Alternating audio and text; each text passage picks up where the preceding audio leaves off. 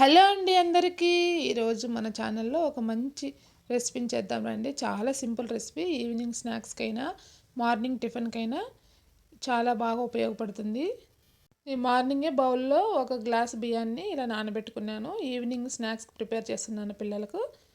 చూడండి ఇలా బాగా నానిపోయాయి కదా. ఇప్పుడు బియ్యంలో ఉన్న వాటర్ని పక్కన వంపేసి ఇలా మిక్సీ బౌల్లోకి వేసుకోవాలి.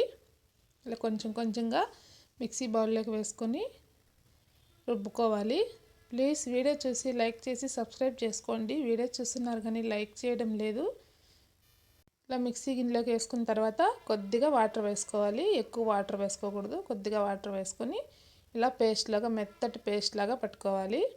ఇలా పట్టుకున్న తర్వాత బౌల్లోకి వేసుకొని ఇలా బౌల్లోకి ట్రాన్స్ఫర్ చేసుకోవాలి.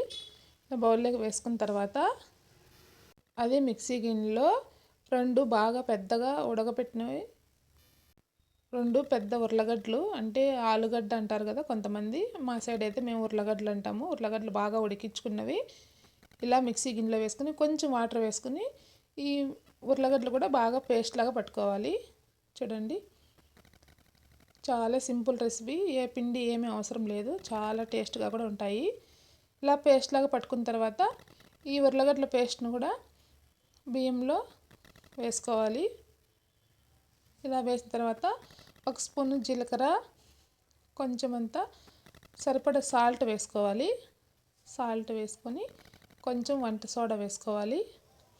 అందులోనే పచ్చిమిర్చీలు తరిగినవి, చిన్నగా తరిగిన పచ్చిమిర్చీలు కూడా వేసాను. కావాలంటే ఉల్లిపాయలు వేసుకోవచ్చు. నేను ఉల్లిపాయలు వేయలేదు. ఉల్లిపాయలు, కరివేపాకు, కొత్తిమీర అన్నీ వేసుకోవచ్చు. నేను అవేమీ వేయలేదు. నేను మామూలుగా నార్మల్గా చేస్తున్నాను. వేసి బాగా కలుపుకోవాలి. చూడండి పిండిని ఇలా బాగా కలుపుకున్న తర్వాత ఇప్పుడు స్టవ్ వెలిగించుకొని పెనం పెట్టుకొని ఆయిల్ వేసుకుందాం. ఆయిల్ బాగా హీట్ ఎక్కిన తర్వాత ఈ పిండిని కొంచెం కొంచెంగా వేసుకోవాలి. చూడండి ఇలా ఆయిల్ వేసాం కదా. ఇప్పుడు పిండి వేసుకుందాం.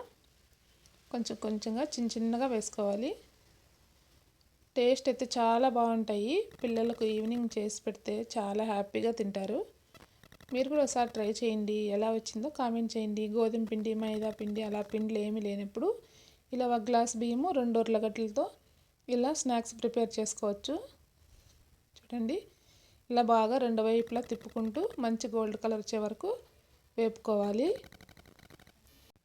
చూడండి టేస్ట్ అయితే చాలా బాగుంటాయి. మీరు కూడా ఒకసారి ట్రై చేయండి. ఎలా వచ్చిందో కామెంట్ చేయండి. చూడండి మంచి కలర్ వచ్చాయి కదా. ఇప్పుడు తీసి ప్లేట్లోకి వేసుకుందాం.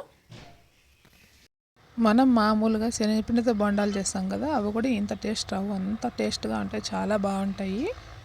పైన క్రిస్పీగా, లోపల సాఫ్ట్గా. చూడండి ఎంత బాగున్నాయో. చాలా చాలా బాగున్నాయి. మీరు కూడా ఒకసారి ట్రై చేయండి. ఎలా వచ్చిందో కామెంట్ చేయండి. అలాగే వెళ్తూ వెళ్తూ ఒక లైక్ ఇచ్చి